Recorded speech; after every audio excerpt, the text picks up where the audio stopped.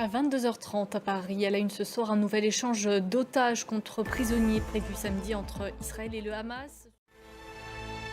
Le Hamas a donc remis ce vendredi la liste des 4 otages qui doivent être libérés ce samedi. Il s'agit de 4 femmes qui servaient dans l'armée israélienne avant leur enlèvement.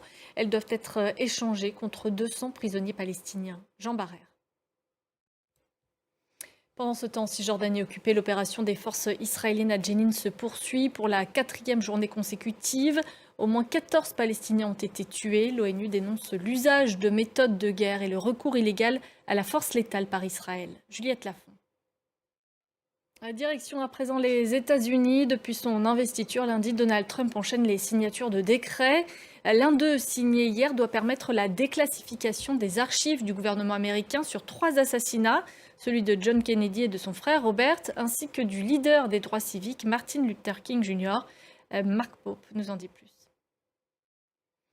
Elle s'appelle Eowyn et elle est en train de balayer l'Irlande et l'Écosse. Cette tempête a déjà privé d'électricité près d'1 million de foyers.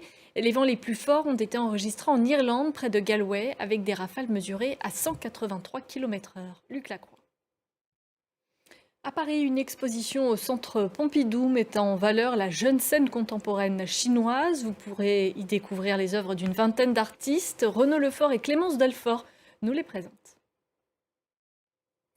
Restez avec nous tout de suite, vous retrouvez Fatima Tawan pour le Journal de l'Afrique.